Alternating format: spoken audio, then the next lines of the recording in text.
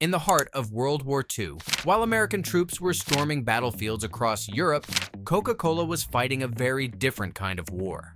One fought in boardrooms, marketing offices, and factory floors, under the shadow of a swastika. Their survival in Nazi Germany would give birth to one of the most recognizable drinks on earth, Fanta. But at what cost? This is a story of corporate survival, of how one of America's most iconic brands navigated the fine line between commerce and complicity, loyalty and survival. When the world split into allies and enemies, Coca-Cola's German division had to make a choice. And the road they took would leave a legacy soaked in both innovation and controversy. By 1933, the same year Adolf Hitler rose to power, Coca-Cola was already seeing huge growth in Germany. Sales had exploded from just 6,000 cases in 1929 to over 100,000 by the time the Nazi Party seized control.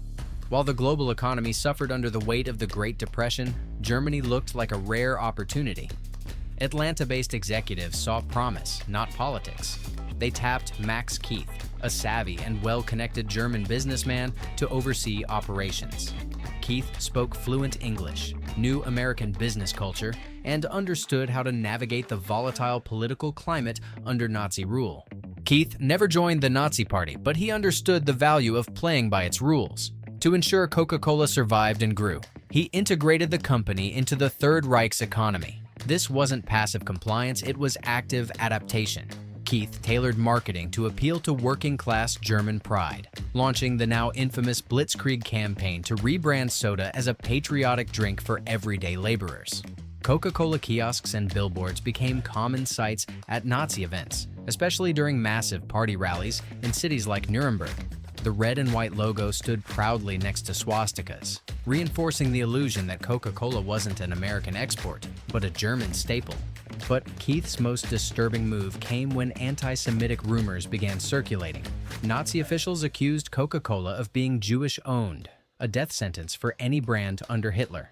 Instead of staying silent or pushing back, Keith took out an ad in Der Stürmer, one of the regime's most violently anti-Semitic publications, to deny the rumor.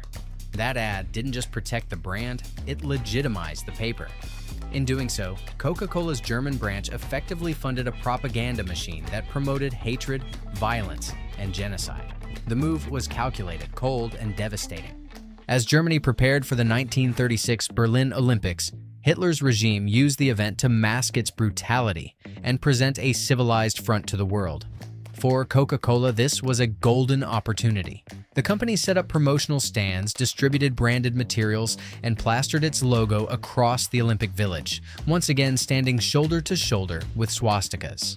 To the public eye, it was just sports and soda, but behind the scenes, it was propaganda. Coca-Cola helped make Nazi Germany look palatable to an international audience, and business boomed. Keith's loyalty to the regime only grew. When Austria was annexed in 1938, Coca-Cola executives attended a concessionaire conference under a massive banner that read, "Coca-Cola is the world-famous trademark for the unique product of Coca-Cola GmbH," hung directly beneath three towering swastikas.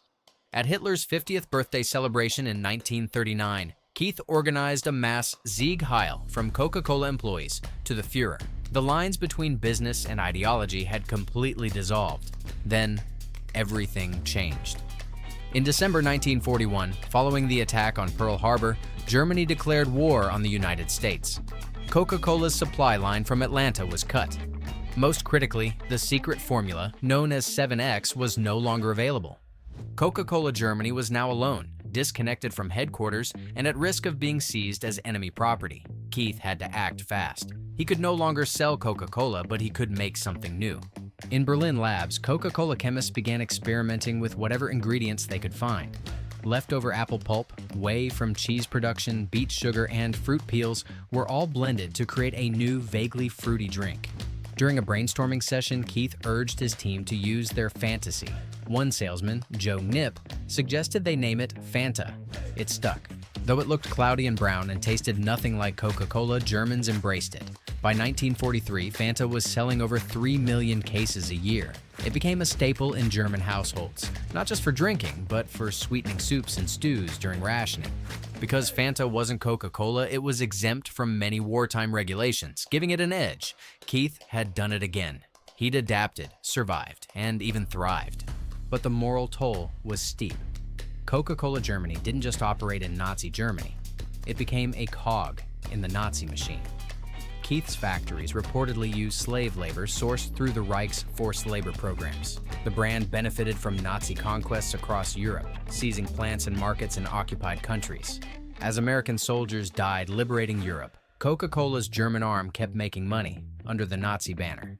When Berlin finally fell, in 1945, Keith sent a final message to Coca-Cola headquarters in Atlanta. Coca-Cola GmbH still functioning. Send auditors. He was never punished. In fact, he was rewarded, appointed head of Coca-Cola Europe during the post-war reconstruction. Executives praised his ingenuity in protecting company assets during the war. But what did that ingenuity cost? Fanta, today, is a billion-dollar brand sold in over 190 countries. It's colorful, fun, and refreshing.